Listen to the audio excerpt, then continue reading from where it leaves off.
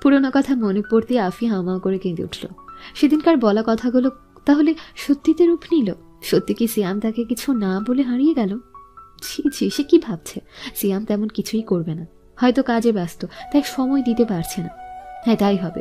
কথাগুলো মনে মনে বলে নিজেকে যতটা সম্ভব ভালো রাখার উদ্যম প্রয়াস করছে আফি। কিন্তু অশান্ত মনটা যেন পণ করেছে তার কোনো সান্ত্বনার বাণী শুনবে না সে। শুনতে নারাজ যতক্ষণ পর্যন্ত না ভীত মানুষটাকে চোখের সামনে দেখে তৃষ্ণার্থ দুই আঁখির তৃপ্তি মিটছে, ততক্ষণ পর্যন্ত অশান্ত মন বারবার তাকে দেখতে চাইবে। তার কথা শুনতে দুকর্ণ ব্যাকুল হয়ে আছে। ফোনটাও বন্ধ। একটু আগে আফি আরদিনকে ফোন করে সিয়াম কোথায় জিজ্ঞেস করেছিল। প্রতি উত্তরে আরদিন জানাই, সিয়াম আলহামদুলিল্লাহ ভালো আছে। মোনার কেসটা নিয়ে একটু ব্যস্ত, তাই কথা বলার সময় পাচ্ছে না, সময় করে ফোন দিবে। আর কিছু বলার সুযোগ না দিয়ে ফোনটা কেটে দেয় আরদিন। সিয়াম ভালো আছে শুনে আফি কিছুটা স্বস্তি পেলেও মনটা খুঁতখুত করছে। একটাবার যদি কথা বলা যেত তাহলে মনটা শান্তি পেত। রাত তখন 9:26। আরদিন আভাদের বাসায় পৌঁছায়। প্রথমে তার নজর পড়ল সদর দরজা হাট করে খোলা। এখন রাত প্রায় 9:30 বাজে। এত রাতে কেউ বাসার সদর দরজা হাট করে খোলা রেখে কোথাও যেতে পারে আরদিন ভেবে পাচ্ছে না। কিছুটা দ্বিধা পড়ে মনে আরদিন সামনের দিকে এগিয়ে গেল। ড্রয়িং রুম জুড়ে পিন পিন নীরবতার বিরাজমান। আদৌ বাবা বাসায় আছেন কিনা সে বুঝতে পারছে না। বাবা বাবা বলে বেশ কয়েকবার হাঁক পাড়ে আরদিন। কোনো সারা শব্দ না পেয়ে সিঁড়ি বেয়ে উপরে ওঠে। একে একে পুরো বাড়ি তন্ন তন্ন করে খুঁজেও সাদমান হকের দেখা মেলেনি। লাস্ট রুমটা চেক করে স্টোররুমের পাশ দিয়ে হেঁটে আসবে আরদিন। দেখতে পাই স্টোররুমের দরজাটা খোলা।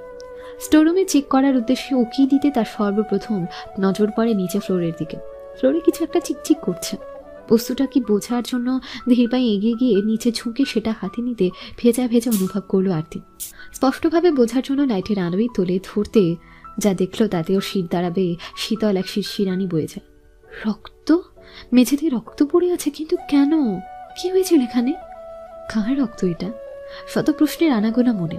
আরদিনের মনে খুব গাইছে সে যা ভাবছে সেটা যদি সত্যি হয় বাবা। বাকিটা ভাবতে তার বুকে চিনচিনে ব্যথা অনুভব করলো। বাবা এসবের পেছনে সিয়ামকে কি তিনি এখানে রেখেছিলেন? তার হিসেব এখন দুইয়ে দুইয়ে 4 মিলছে। কাল মোনার কাপড়ে পাওয়া পারফিউমের স্মেলটা বাবার পারফিউম। মোনার ঘর থেকে পাওয়া আংটিটিও বাবার, যেটা আজ সকালে তার হাতে দেখেছিলাম আমি। কাল মামাকে যখন আংটিটা দিয়েছিলাম মামা তখন ক্ষিপ্ত হয়ে ছুটেছিলেন, বলেছিলেন আংটিটা তিনি এসিপিকে দেবেন, কিন্তু তিনি তা না করে আংটিটা নিয়ে বাবার কাছে গিয়েছিলেন। আর মামাকে ফলো করতে করতে সিয়াম যখন তাদের ডেরায় পৌঁছায় তখনই হয়তো বাবা কোনোভাবে ওকে দেখে ফেলে আর ধরে নিয়ে যায়। এবং সিয়ামকে তিনি স্টোররুমে বেঁধে রাখেন, কারণ বাসায় কেউ নেই, বাসা পুরো ফাঁকা, কেউ সন্দেহ করবে না। সেই সুযোগটাই তিনি কাজে লাগিয়েছেন। তার মানে আমি ভুল শুনিনি। তখন সিয়ামই বাবার ফোন থেকে আমাকে ফোন করেছিল। রক্তটা একদম টাটকা, যেন 10 মিনিট আগেও এখানে কেউ ছিল যদি আমি আসি সেটা ভেবে আমি আসার আগেই সিয়ামকে এখান থেকে সরিয়ে ফেলেছেন বাবা। তাদের ধারণাই সঠিক হয়েছে এবং তাদের উদ্দেশ্য সফলও হয়েছে। আমি এসেছি ঠিকই, কিন্তু সিয়ামকে পাইনি। সময় ব্যয় না করে পুরো স্টোররুমটা একবার চেক করে দেখি যদি কোনো ক্লু পাওয়া যায়। যে ভাবা সে কাজ। আরদিন পুরো স্টোররুম চেক করে। কিছু না পেয়ে হতাশ হয়ে সামনে পাতা একটা চেয়ারে বসে পড়ে। সেই চেয়ারটাতে বসে, যেটাতে সিয়ামকে বেঁধে রাখা হয়েছিল, চেয়ারটাতে বসে আরদিন দুপাই উড়ুর উপর দুহাত রেখে কপাল ঠেকায়। কিন্তু করছে কি করবে, চিন্তা করছে কি করবে। কোনো ক্লু নেই, কি করবে? কিছু একটা হিন্টস দরকার যেটা দ্বারা কিছু আন্দাজ করা যাবে। কপাল থেকে হাত সরিয়ে নত মাথা উপরে উঠিয়ে সামনে তাকাতে তার দৃষ্টি যায় তারই বরাবর থাকা দেয়ালের একদম শেষ প্রান্তে। আর তাতে যা দেখে দুঃখের মাঝে ওর মুখে এক চিলতে হাসি ফুটে ওঠে। চেষ্টা করলে আল্লাহ তাআলা কখনো কাউকে নিরাশ করেন না। কিছু না কিছুর সাহায্য তাকে সফল হতে সাহায্য করে। আরদিনের সাথেও এমন হয়েছে। উপরওয়ালা তাকে নিরাশ করেনি। ঘন আধারের মাঝে এক টুকরো আলোই দেখা পেয়ে আরদিন যেন নিজের হারানো শক্তি ফিরে পেয়েছে। দেয়ালে রক্ত দিয়ে আঁকাবাঁকা ভাবে গোরস্থান শব্দটি লেখা। এটা যে সিয়ামের কাজ তা বুঝতে সময় লাগেনি তার। হয়তো সকলের নজর এড়িয়ে কোনো এক ফাঁকে তাড়াহুড়ো এটা লিখে গিয়েছে। গোরস্থান বলতে কি বুঝিয়েছে আরদিন তা বুঝতে পারছে। রসুলপুর রেল রাস্তার গোরস্থান ব্যতীত এখানে কোনো গোরস্থান নেই, সেটাই বুঝিয়েছে সিয়াম। বাদল, ওর বাদল মুক্ত করে গাড়িতে নিয়ে বসা, আমি গাড়িতে আসছি। কথাটা বলে সাদমান হক চলে যান। সিয়াম তার কি হবে সেদিকে ওর ধ্যান নেই। যাই হয়ে যাক সে হার মানবে না। সোলজারদের কখনো হারতে নেই, কখনো নয়। দেশের কাছে প্রতিটা সোলজার অঙ্গীকারবদ্ধ, সবকিছুর ঊর্ধ্বে দেশ, দেশের মাটি রক্ষা করতে সোলজাররা কখনো পিছপা হয় না, ভবিষ্যতেও হবে না। সেনাবাহিনী যোগদান করার আগে প্রতিটা সোলজারকে একটা স্লোগান উচ্চারিত করতে হয় এবং অঙ্গীকারবদ্ধ হতে হয়, সমরে আমরা, শান্তিতে আমরা, সর্বত্রই আমরা দেশের তরে। দেশের সম্পদ দেশের বাইরে যেতে দেব না, জীবন থাকতে তো কখনোই নয়। কথাগুলো ভাবছিল সিয়াম। হঠাৎই নিজের রক্তাক্ত হাতটার দিকে তাকাতে তার মাথায় আসে, যেভাবেই হোক কোথাও কিছু একটা লিখে যেতে হবে। লেখার জন্য আপাতত রক্তটা অত্যন্ত জরুরি, কারণ রক্তের দাগ শুকিয়ে গেলেও মুছে যায় না। কিন্তু লিখবে কোথায়? এমন জায়গায় লিখতে হবে যেখানে কারো চলাচল নেই, সহজে কারো নজরে পড়বে না। আল্লাহ সহায় হলে স্যার এখানে আসতেও পারেন। তাই জুতোর ফিতা বাহানায় নিচে ঝুঁকে ঝড়ের বেগে গোরস্থান শব্দটি লিখে রাখে সিয়াম।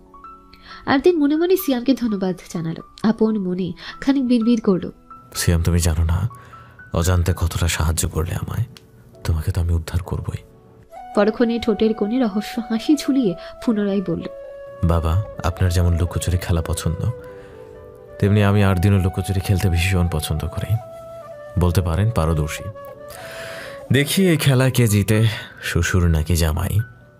আমার বোনের খুনিকে মুক্ত বিহঙ্গের মতো ঘোরাফেরা করতে দিচ্ছি। এখনও তার কিছু করেনি, শুধু সময়ের অপেক্ষায়। আমার আরও অনেক কিছু জানার বাকি। কিছু পেতে হলে কিছু দিতে হয়, কথাটি আমি আগেও মেনে চলতাম, এখনও মানি, ভবিষ্যতেও মানব। অতঃপর নিঃশব্দে বাসা থেকে বেরিয়ে যায় আরদিন।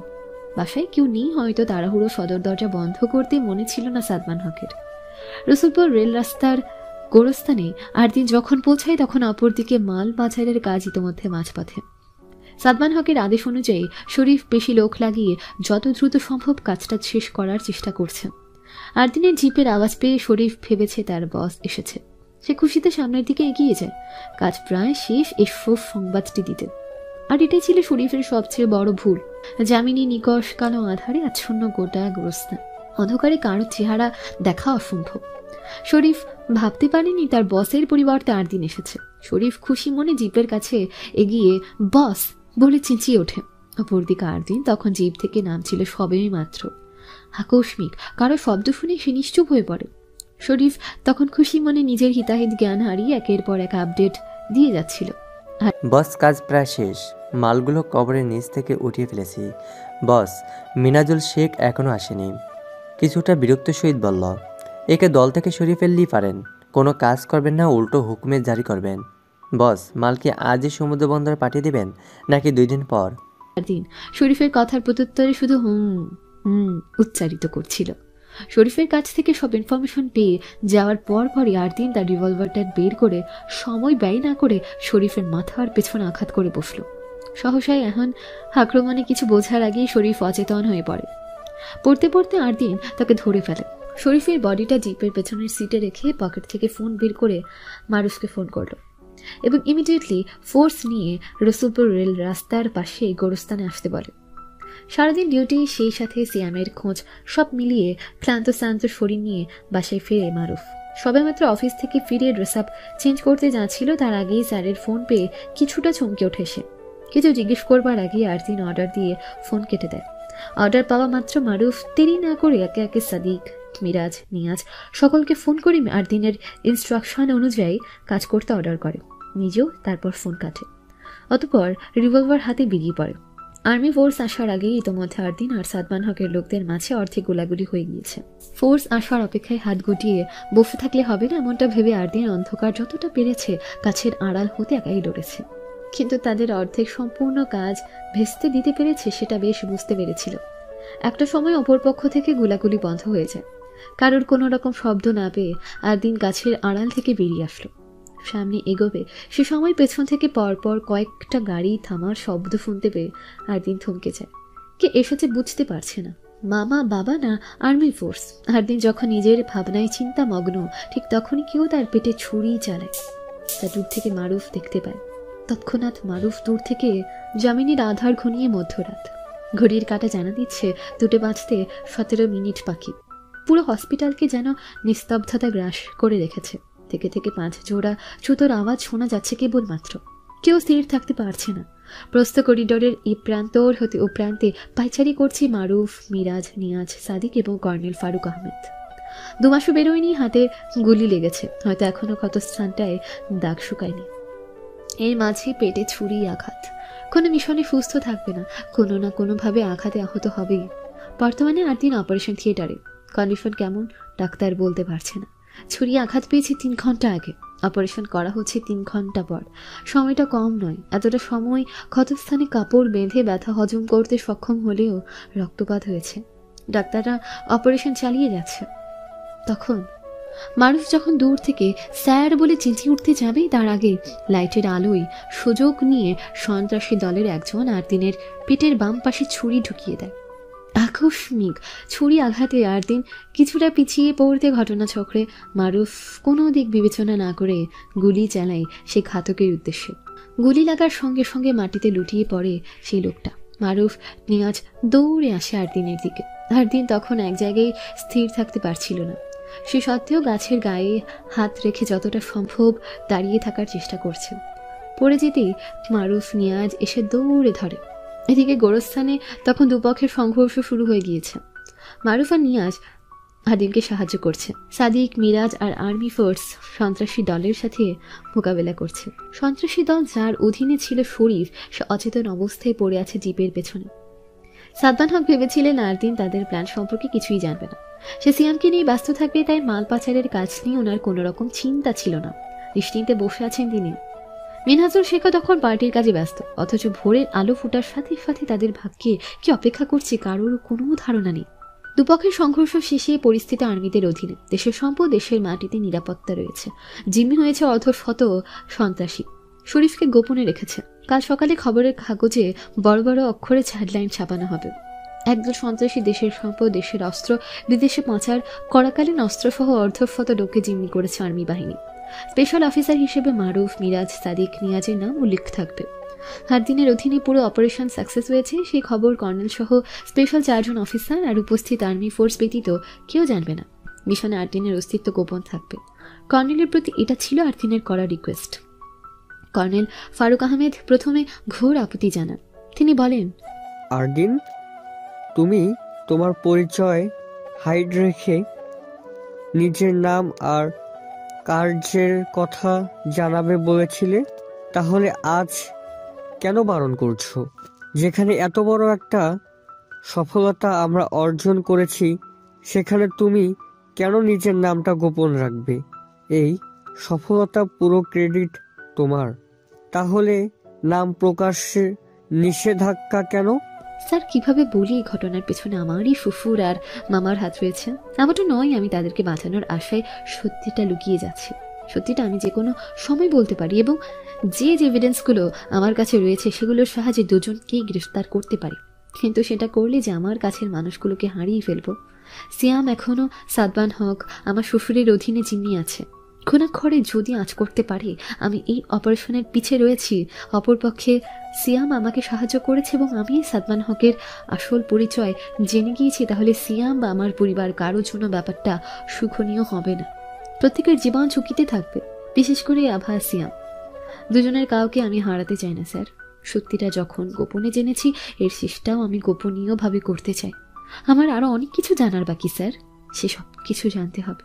আর সেগুলো জানার জন্য শ্বশুরের কাছে আমাকে পূর্বের 8 দিনকে রিপ্রেজেন্ট করতে হবে। সব সত্যি জানতে হবে। কথাগুলো গণ্ডস্থল হতে জিহ্বা পর্যন্ত সীমাবদ্ধ রইল। মুখে প্রকাশ করল, স্যার আমি চাই না এখন সবটা জানুক। শরীফ যে ছেলেটাকে আমরা জিম্মি করেছি, ওর থেকে আরও অনেক কিছু জানার বাকি আছে। সেগুলো একে একে জেনে যাই, তারপর সে অনুযায়ী অ্যাকশন নিতে হবে। পুরো চক্রটাকে ধরতে হবে, দেন সব কথা বলা যাবে। ততদিন অবধি সব কিছু ধোঁয়াশা থাকুক স্যার। স্যার আরেকটা কথা, শরীফ যে আমাদের জিম্মি এটা যেন মিডিয়ার কাছে কোনোভাবে লিক না হয়, সেদিকে খেয়াল রাখবেন।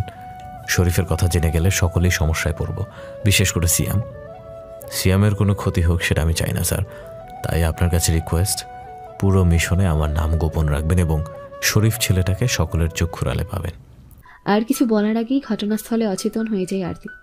কর্নেল ফারুক আহমেদ আরদিনকে ওনার পুত্রের ন্যায় স্নেহ করে। কথার মাঝে আরদিনকে অচেতন হয়ে পড়তে দেখে তিনি আরদিনের চিন্তায় বিচলিত হয়ে পড়েন। মারুফ, মিরাজ, নিয়াজকে রেখে তিনি সাদিককে সাহায্য করতে আরদিন হসপিটালে নিয়ে আসেন। মারুফ, মিরাজ, নিয়াজ ও আর্মি ফোর্সরা মিলে গোরস্তানের কাজ সমাপ্ত করে 3 জন ছুটে হসপিটালে। মারুফ আরদিনের বর্তমান অবস্থা তার পরিবারকে জানাতে যাচ্ছিল। তিনি নিষেধ করেন, বলেন, আগে আরদিনের অপারেশন সাকসেসফুল হোক, দেন পরিবারকে খবরটা জানিও, না হয় সকলে টেনশনে পড়ে যাবে। আর আমি আরদিনকে যতটুকু চিনি জানি, ও কখনোই চাইবে না ওর অসুস্থতার খবর বাসায় কেউ জানুক। আগের বারের ঘটনা দেখনি, গুলিবদ্ধ হয়েও পরিবারকে জানায়নি, সুস্থ হয়ে জানিয়েছে। তাই বলছি, তাড়াহুড়া করো না, পরে জানানো যাবে। অথচ কর্নেল সাহেব জানলেন না তিনি আরদিনের কত বড় উপকার করলেন। ওনার একটা নিষেধাজ্ঞায় বাঁচিয়ে দিল কয়েকজনের প্রাণ। আজ যদি মারুফ বোকামি করে আরদিনের অসুস্থতার খবর তার পরিবারকে জানত, সর্বপ্রথমই সিয়ামের প্রাণনাশ হতো। রাত 2:30 বাজে আরদিন এখনো বাসায় আসেনি। সকলে টেনশনে ড্রয়িং রুমে বসে আছে। আভা নিধির একটু পরপর ফোন করছে, বারবারই ফোন বন্ধ দেখাচ্ছে। সিয়ামের ফোনও বন্ধ বলছে। সকলে টেনশনে আছে। সাদমান হক তিনি ড্রয়িং রুমে উপস্থিত আছেন। মেয়েকে টেনশনে দেখে ওনার ভালো লাগছে না, এদিকে সত্যিটাও বলতে পারবে না। তাই মেয়ের টেনশন কমাতে তিনি আরদিনকে ফোন করার ভান ধরছেন। নাতাশা হক মেয়েকে সান্ত্বনা দিচ্ছেন, কিন্তু আভা সেসব শুনতে নারাজ। আরদিন সিয়াম দুজনের ফোন বন্ধ দেখে তাকে মন কুকাইছে। সাদমান হক মেয়ের সন্তার বাণী স্বরূপ বুলি ছুড়েন, এত টেনশন করিস না মা, তুই অসুস্থ, আরও অসুস্থ হয়ে পড়বি। হয়তো ফোনে চার্জ নেই, তাই তোকে কিছু বলতে পারছে না। আমার সাথে আরদিন বাবার কথা হয়েছিল, তখন রাত 9:30 বাজবে। বলেছিল তাড়াতাড়ি চলে আসবে, হয়তো অফিসের কোনো কাজে আটকে পড়েছে, তাই লেট হচ্ছে। তাই বলে তুই কেন নিজের শরীরে অত্যন্ত করছিস? হ্যাঁ, আরদিন বাবা কি বলেছিল মনে নেই? সে তোর সুস্থতা কামনা করে। লক্ষ্মী মা আমার, একটু শান্ত হয়ে বস। বাবা তুমি দেখতে পাচ্ছ উনি ফোন ধরছেন না? সিয়াম ভাইয়ার ফোনটাও বন্ধ, মানছি কাজ আছে, তাই বলে একটা ফোন করে জানাতে পারবে না? যাও, এক পলকের জন্য ধরে নিলাম ফোনে চার্জ নেই, তাই বলে দুজনের ফোনে একসাথে চার্জ নেই, এটা কি আদৌ পসিবল? তুমি বলছো শান্ত হয়ে বসতে, আমি পারছি না বাবা, ওনাকে ফোন করো না প্লিজ। আচ্ছা তুই রিল্যাক্স হ, আমি ফোন করছি। বলে তিনি সাইডে দাঁড়িয়ে আরদিনকে ফোন করার বদলে শরীফকে ফোন করেন, কাজ কত দূর জানার জন্য। রিং হচ্ছে কিন্তু শরীফ ফোন ধরছে না। আরদিনের নিখোঁজ হওয়া নিয়ে ওনার মাথা ব্যথা নেই, শরীফ ফোন ধরছে না এটা নিয়ে ক্ষিপ্ত তিনি। ক্ষিপ্ত সুরে নিজে নিজে বলতে লাগলেন, গধার দরগুলো বসছে নাকি? হ্যাঁ, ফোন ধরছে না কেন? এদিকে মেয়ের জন্য বাসা থেকে বেরোনোর সুযোগ পাচ্ছি না। ইচ্ছে করছে গন পয়েন্ট শরীফ অর্দিন দুজনের মাথা বরাবর রেখে ট্রিগার চেপে দেই। ক্ষিপ্ত ভঙ্গিতে হনহনিয়ে হেঁটে এসে সোফায় বসে পড়েন তিনি। নাতাশা হক পুরোটা সময় নীরবতা পালন করছেন। এই পরিস্থিতিতে ওনার কি টেনশন হচ্ছে নাকি অন্য কিছু, কিছুই বোঝানোর অবস্থা নেই। নির্বাক চিত্তে উপনিবেশিত হয়ে মেয়ে এবং ড্রয়িং রুমের প্রত্যেকের গতিবিধি লক্ষ্য করছেন। নিধি রাভা ফোন নিয়ে ব্যস্ত। নীরা সোফাতে চুপচাপ বসে আছেন। তুবা ঝিমোচ্ছে, আর ওনার স্বামী ক্ষিপ্ত মেজাজে দাঁত কিরমির করছেন। তা দেখে ওনার ঠোঁটের কোণে কোনো এক অজানা কারণে হাসি ফুটে ওঠে। আভা যখন আরদিনের চিন্তায় চিন্তিত হয়ে ড্রয়িং রুমের একের পর এক চক্কর কাটছিল, অপরদিকে আরদিন তখন অপারেশন সাকসেসফুল হয়। ডাক্তার বেরিয়ে আসতে কর্নেল ফারুক সাহেব এগিয়ে যান। আরদিন কেমন আছে জিজ্ঞেস করতে ডক্টর জানান, পেশেন্টের ভাগ্য ভালো, একটুর জন্য শরীরের প্লীহা আঘাত পায়নি। ওনাকে ছুরি আঘাত করা হয় পেটের বাম পাশে, আর পেটের বাম পাশের উপর দিকে অবস্থিত একটি অঙ্গ প্লীহা। এটি লসিকাতন্ত্রের এবং রক্ত সংবহন তন্ত্রের গুরুত্বপূর্ণ অঙ্গ। বাংলায় প্লীহাকে পিলে, ইংরেজিতে স্প্লিন বলা হয়। মনুষ্যত্বের বা প্রাণীর রক্তের আয়তন প্লীহার সংকোচন দ্বারা সাময়িকভাবে বর্ধিত হতে পারে, অর্থাৎ এটি রক্তের রিজার্ভের হিসাব কাজ করে। তবে যাই বলুন, মানতে হচ্ছে পেশেন্টের ধৈর্যশক্তি প্রবল। যেখানে মানুষ সামান্য ছুরিঘাত সহ্য করতে পারে না, সেখানে পেশেন্ট 3 ঘন্টারও বেশি সময় ধরে এমন গভীর ক্ষত নিয়ে লড়াই করে গিয়েছে। ভয়ের কিছু নেই, he is out of danger. কিছুক্ষণ পর জ্ঞান ফিরে আসবে। পেশেন্টের বিশ্রামের প্রয়োজন। খেয়াল রাখবেন পেশেন্ট যেন বেশি কথা না বলে বা উত্তেজিত হয়ে না পড়ে। এখন আসছি। কথাগুলো বলে ডক্টর প্রস্থান করেন। উপস্থিত 5 জন স্বস্তির প্রগাঢ় দম ফেলে। আধ ঘন্টা পরে আরদিনের জ্ঞান ফেরে। মিটমিট চোখে তাকাতে নজরে পড়ে কেবিনে 5 জন ব্যক্তি তাকে ঘিরে বসে আছে। এই 5টা মানুষ না 7 জন ছিল। একজন নিখোঁজ, একজন তাদের ছেড়ে পাড়ি জমিয়েছে না ফেরার দেশে। কথাটা ভাবতে ভাবতে আরদিনের কঠোর মনটা শীতল হয়ে আসলো। প্রিয় সঙ্গীকে হারানোর পুরনো ক্ষতটা আবারও জীবিত হয়ে উঠল।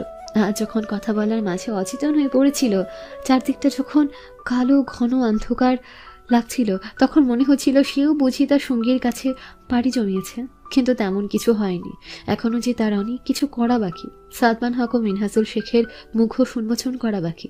4 বছর আগে ঘটে যাওয়া বোম ব্লাস্ট নিছক কোনো দুর্ঘটনা নয়, তা ছিল পরিকল্পিত মার্ডার, যেখানে প্রাণ হারিয়েছে আমার ফুলের মতো নিষ্পাপ বোনটাকে। কাউকে ছাড়বো না আমি, কাউকে না। আর দিন যখন মনে মনে প্রতিশোধের নেশায় বোধ হয়েছিল, হঠাৎ নিয়াজের ডাকে তার চৈতন্য ফেরে। নিয়াজের ডাকে বাকি 4 জন আর দিনের দিকে ফিরে তাকায়। তাকে সুস্থ দেখে সকলে মনে মনে বেশ খুশি হয়। কর্নেল সাহেব এগিয়ে এসে আর দিনের হাত ধরে বলেন, এমন কেউ করে আর দিন? তোমার আইডিয়া আছে আমাদের প্রত্যেকের কি হাল হয়েছিল তোমাকে এই অবস্থা দেখে? ফার্দার যদি এমন করেছো তো আমার থেকে খারাপ কেউ হবে না। ডক্টর বলেছে তোমার বেড রেস্ট প্রয়োজন, তাড়াতাড়ি সুস্থ হয়ে যাবে young man. Sorry sir, and don't worry, I am totally ওকে। ইনশাল্লাহ কাল থেকে ডিউটিতে জয়েন করতে পারবো। পানিশমেন্ট লাগবে তোমার? এই বয়সে পানিশমেন্ট চাইছো? আমি যা বলছি তাই হবে। ওকে স্যার, বাট স্যার ওদিকের কি খবর? প্রশ্নের প্রত্যুত্তরে মারুফ জানায়, স্যার চিন্তার কোনো কারণ নেই স্যার, সব ঠিক আছে, শুধু আপনি ঠিক নন। তাড়াতাড়ি সুস্থ হয়ে উঠুন স্যার। মারুফ, শরীফ ছেলেটা? মারুফ পুনরায় জবাব দেয়, স্যার শরীফ সহি সালামতে আছে, আপনি সুস্থ হলে ওকে জিজ্ঞাসাবাদ করা হবে। স্যার আপনার পরিবারকে আপনার সুস্থতার কথা জানাবেন না? প্রশ্নটা শুনতেই চকিত চাহনিতে সকলের দিকে একবার তাকায়। তার সত্যি মনে ছিল না পরিবারের কথা, তাই বলল, তোমরা কিছু জানাওনি? আসলে স্যার। নিয়াজকে কিছু বলবার সুযোগ না দিয়ে কর্নেল সাহেব বললেন, আমি বারণ করেছিলাম আর দিন সকালের ট্রেনে থাকবে, তাই ইচ্ছে ছিল তুমি সুস্থ হলে সবাইকে খবরটা জানাবো। এখন যেহেতু সুস্থ, ফোন করে জানিয়ে দাও। কথাটা শুনতে আর দিন স্বস্তি পেল। তাহলে ওদিকে সকলে টেনশনে থাকলেও পরিস্থিতি স্বাভাবিক আছে, বাবা কিছু জানেন। সকলকে ধন্যবাদ জানাই আর দিন। কর্নেল সকলকে বেরিয়ে যাওয়ার অনুমতি দিলে আর দিন মারুফ ব্যতীত বাকি সকলকে চলে যেতে বলল। স্যারের অর্ডার পেতে মারুফ ব্যতীত সকলে চলে যায়। সকলকে চলে যেতে দেখে আর দিন মারুফকে দ্বার বন্ধ করে তার পাশে বসতে অর্ডার করে। মারুফ তাই করে। অতঃপর আর দিনের পাশে বসতে আর দিন আর তার মাঝে কিছু গোপনীয় কথাবার্তা চলে। প্রায় 15 মিনিটের মতো দুজনের কথাবার্তা চলে। কথা শেষে আর দিন মারুফকে তার ফোন দিতে বলে এবং সকলকে বাসায় চলে যাওয়ার অনুমতি দেয়। মারুফ যেতে নারাজ। শেষমেশ আর দিনের বকুনি খেয়ে বাসায় ফিরে যায়। ফোন হাতে আর দিন নিধিরকে ফোন দেয়। রাত তখন 3টের এদিক সেদিক। সকলে আর দিনের অপেক্ষায় অপেক্ষিত। ড্রয়িং রুমের পিন পিন নীরবতার মাঝে হঠাৎ নিধিরের ফোনের রিংটোন বাজতেই আভা বসা থেকে এক লাফে দাঁড়িয়ে পড়ে। আর দিন ফোন করেছে সেই আশায়। প্রতিবারই যার ফোনের রিংটোন বেজেছে আর দিনের ফোন ভেবে বার কয়েক আশাহত হয়েছে সে, কিন্তু এবার যেন উপরওয়ালা তার উপর কিছুটা করুণা করেছে। এবারের ফোনটা সত্যি সত্যি আর দিনের ছিল। নিধির যখন দেখলো আর দিনের ফোন, খুশিতে ফোনটা কানে ধরতে যাবে তার আগেই আভা এক প্রকার ফোন ছিনিয়ে নেয়। আভাকে এভাবে ফোন ছিনিয়ে নিতে দেখে নিধির মনে মনে বলেই ফেলল, ফোন ছিনিয়ে নেওয়ার স্পিড কি মাইরে! ফোন কানে দেওয়ার আগেই ফোন গায়েব! বাপরে, সাংঘাতিক, বড়ই সাংঘাতিক। একেই বলে ভালোবাসা। আভার সেদিকে ধ্যান নেই। নিধিরকে সরি বলে ফোন কানে দিয়ে এক শ্বাসে প্রশ্ন করতে আরম্ভ করে, আপনি আপনি ঠিক আছেন তো? আপনার কিছু হয়নি তো? সুস্থ আছেন আপনি? ফোন কেন করেননি? জানেন কখন থেকে আপনার ফোনের অপেক্ষায় বসে আছি। আপনি এখনো বাড়ি কেন আসছেন না? কখন আসবেন? কিছু তো বলুন না প্লিজ। ফোনের অপর প্রান্তে থাকা আর দিন তখন প্রিয়তমা স্ত্রী তার এই ধরনের ব্যাকুলতা দেখে মিটিমিটি হাসছিল। এতটুকুতে যদি হাল করে, যখন আর দিনের অসুস্থতার খবর শুনবে তখন কি করবে ভাবতেই তার আনন্দ লাগলো। সারাদিন তার সেবায় নিয়োজিত থাকবে, চোখের আড়াল হতে দেবে না, তার জন্য ভালোই হবে। হাসিটা দাবিয়ে রেখে বলল, বউ। ব্যাস এক ডাকে আভার সর্বাঙ্গে হিম ধরে গেল। বউ শব্দটা তার শিরা উপশিরায় শিরশিরানি ধরানোর জন্য যথেষ্ট। এতক্ষণ যাবৎ তার উত্তপ্ত মন মস্তিষ্ক মুহূর্তে শান্ত হয়ে গেল। আভাকে শান্ত হতে দেখে আর দিন যা বোঝার বুঝে গেল। ফাগলিটা শান্ত হয়েছে, তাহলে তার টেকনিক কাজে দিয়েছে। তাই বলল, শান্ত হব, আমি একদম ঠিক আছি। তুমি একটু রিল্যাক্স হয়ে বসো আর ফোনটা নিধিরকে দাও, আমার নিধিরের সাথে কথা আছে। স্বামীর আদেশ পেয়ে আভা ফোনটা নিধিরের দিকে এগিয়ে দেয়। নিধির তখন ঠোঁট চিপে হাসছিল। আভা তাকিয়ে দেখে নীরা, নাতাশা হকেরও একই অবস্থা, সকলেই তাকে নিয়ে হাসছে। তাই কিছুটা লজ্জা পেল। বেশি বেশি হয়ে গিয়েছে। নিধিরকে ফোন দিতেই মার খোলে মুখ লুকায় আভা। তা দেখে নাতাশা হক উচ্চ সুরে হেসে ফেললেন। আরদিন তখন ফোনের ওপাশ থেকে শাশুড়ি হাসির আওয়াজ শুনে সেও হেসে ফেলে। পাগলি বউ তার, মাঝে মাঝে কি সব কাণ্ড করে বসে, শেষে নিজেকেই লজ্জা পেতে হয়। নিধির ফোন কানে দিয়ে হ্যালো ভাইয়া বলতে আরদিন কিছুটা নড়ে চড়ে ওঠে। ভাইয়ের কথার প্রত্যুত্তরে আরদিন নিধিকে জিজ্ঞাসা করে, নিধি, ড্রয়িং রুমে আভার বাবা আছে? থাকলে শুধু হুম শব্দটা উচ্চারণ করবি, একদম উচ্চ শব্দ করবি না। নিধির ভাইয়ের কথা মতো একবার ড্রয়িং রুমের বসা সাদমান হকের দিকে তাকিয়ে হুম শব্দটি উচ্চারণ করে। নিধির জবাব পেয়ে আরদিন বলল, তুই একটু সাইডে গিয়ে দাঁড়া, আর যা যা বলি সবগুলো কথা মন দিয়ে শুনবি, আর হ্যাঁ, কথাগুলো যেন কেউ না শোনে। আচ্ছা ভাইয়া, এখন বলো ভাইয়া। শোন নিধি, আমি মেট্রোপলিটন হসপিটালে ভর্তি আছি। চেঁচাবি না, আমার কথা শোন। আমি হসপিটালে ভর্তি আছি, তোকে আমি সব পরে বলবো। তুই শুধু আভাকে নিয়ে আফিদের বাসায় যাবি বলে বাসা থেকে বেরিয়ে আয়, সাথে গাড়ি নিয়ে আসিস, সোজা হসপিটালে চলে আসবি। মা বাবা যদি কিছু জিজ্ঞেস করে বলবি আফি কিছুটা অসুস্থ। আফি বারবার আভাকে দেখতে চাইছে, তাই ভাইয়া আমাকে বলেছে ভাবি আপুকে নিয়ে আফিদের বাসায় যেতে। আমার কথা কাউকে কিচ্ছু জানাবি না, মাইনের। সাবধানে আসবি, রাখছি। আচ্ছা ভাইয়া। নিধির ফোন রাখতে সাদমান হক তাকে জিজ্ঞাসা করে, কি হয়েছে নিধির? আরদিন কি বলেছে? কিছু না আঙ্কেল, আফি আপু কিছুটা অসুস্থ। আপু নাকি ভাবি আপুকে দেখতে চাইছে, তাই ভাইয়া ফোন করেছে ভাবি আপুকে নিয়ে যেতে। ভাইয়া সেখানেই আছে, আমাদের যেতে হবে আঙ্কেল। কি বলছো ভাইয়া? কি হয়েছে আফির? যেতে যেতে বলছি ভাবি আপু, তুমি আগে ঝটপট রেডি হয়ে নাও।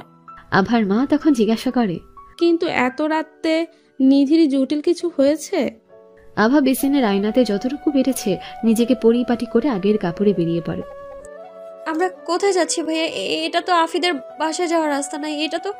ঠিকই ধরেছো ভাবি আপু, এটা হসপিটালে যাওয়ার রাস্তা, আর আমরা হসপিটালেই যাচ্ছি। হসপিটালের নাম শুনতে আভা বেশ ঘাবড়ে যায়। হসপিটালে কেন ভাইয়া? আফির কিছু হয়েছে? ওর শান্ত হও ভাবি আপু, আফি আপু সম্পূর্ণ সুস্থ আছেন, ভাইয়া সুস্থ নেই। তুমি প্লিজ বিচলিত হও না, এখন সুস্থ আছে ভাইয়া। বাকিটা হসপিটালে গিয়ে শোনো, কারণ আমিও তো কিছু জানি না। তারপর আরদিনের কথাগুলো আভাকে বলে নিধি। সবকিছু শোনার পর থেকে আভা কেঁদে যাচ্ছে। হসপিটালে পৌঁছাতে এক মুহূর্ত ব্যয় না করে গাড়ির দাঁড় ঠেলে আভা হসপিটালের রিসেপশনে দৌড়ে যায়। রিসেপশনে নাইট ডিউটিতে একটা ছেলে বসেছিল। হন্তদন্ত হয়ে আভা রিসেপশনের ছেলেটাকে জিজ্ঞেস করে, প্লিজ মেহেরাব আরদিন চৌধুরী কেবিন কত নাম্বারে জানাবেন প্লিজ। রিসেপশনের বয় তখন কিছুটা ঝিমুচ্ছিল। হঠাৎ কারো কণ্ঠস্বর পেয়ে সামনে তাকাতে দেখে একটা ছেলে আর একটা মেয়ে দাঁড়িয়েছে। প্রশ্নটা মেয়ে করেছে বুঝতে পেরে বলল, একটু সময় দিন, আমি চেক করে বলছি। Patient Mehrab Ardin Chowdhury, cabin number 14, second floor, ডান দিকে গিয়ে দুটো কেবিনের পর 14 নাম্বার কেবিন। রিসেপশন বয়কে ধন্যবাদ জানিয়ে নিধির আভা সেকেন্ড ফ্লোরে যায়। 14 নং কেবিন পেতে রুমে প্রবেশ করে দুজন। আরদিন তখন শোয়া অবস্থায় কপাল হাত ঠেকিয়ে চোখ বুজেছিল। কেবিনে কারো আসার আওয়াজ পেতে তাকিয়ে দেখে আভা দাঁড়িয়ে আছে। ভালো করে খেয়াল করতে দেখে আভার চোখ মুখ ফুলে আছে। ইশারায় কাছে ডাকার আগে আভা জাফরে জড়িয়ে ধরে কান্না আরম্ভ করে। আভা যখন আরদিনকে জড়িয়ে ধরে তখন তার ক্ষতস্থানের ব্যথা পেতে সে ব্যথায় কুকিয়ে ওঠে। মুখে অস্পষ্ট সুরে আহ উচ্চারিত করতে আভা আকস্মিক কাজে হকচকিয়ে ওঠে। কি হয়েছে প্রশ্ন করতে আরদিন তার ক্ষতস্থানটি দেখিয়ে শুরু থেকে সবটা নিধির আর আভাকে খুলে বলে। সব শুনে নিধির স্তম্ভিত হয়ে বসে আছে। আভা আরদিনের ক্ষতস্থান স্পর্শ করে নীরবে কাঁদছে। তা দেখে আরদিন আভার মাথায় হাত বুলিয়ে বলে, আমি একদম ঠিক আছি বউ, শান্ত হয়ে বসো, কান্নাকাটি করো না। তুমি যে অসুস্থ। আমি যেখানে উপস্থিত আছি, ভাবি আপু কি ভুলে গেছো? তুমি যে আমার বোনকে নিয়ে পুরো শহর ঘুরে বেরিয়েছো, আমি কিছু বলেছি বা বাধা সৃষ্টি করেছি আমি? অথচ বড় বোন হিসেবে এটা করা আমার দায়িত্ব ছিল, আমি কিন্তু করিনি ভাইয়া। কথার ছলে দুজন হারাতে দেখে আরদিন উচ্চ স্বরে হেসে ফেলে। তাতে নিধির কিছুটা লজ্জায় পড়ে মাথায় চুলকানো ভান করে। কথা কাটানোর জন্য বলে, ভাইয়া মা বাবাকে কিছু বলেছো? না নিধির, মা বাবাকে বললে অযথা টেনশন করবে, তাই বলিনি। আর মা বাবা জানলে মামা জেনে যাবে, মামা থেকে বাবা, তখন আমার সাজানো সব প্ল্যান ধ্বংস হয়ে যাবে, যা আমি কখনোই চাইব না। আভা তখন বলে, আপনারা সেসব ছাড়ুন মেজর সাহেব, আপনি তাড়াতাড়ি সুস্থ হয়ে উঠুন। কিছুদিন পর মা বাবার অ্যানিভার্সারি। প্রতি বছর আমরা 3 বোন আর আফি মিলে মা বাবাকে সারপ্রাইজ দিয়ে থাকি। এই বছর আপনারা থাকবেন, কি খুশি খুশি লাগছে আমার। ওফ। মা বাবার অ্যানিভার্সারি কত তারিখ? 27 নভেম্বর। কথাটি শুনে আরদিন মনে মনে একটা পৈশাচিক হাসি দেয়।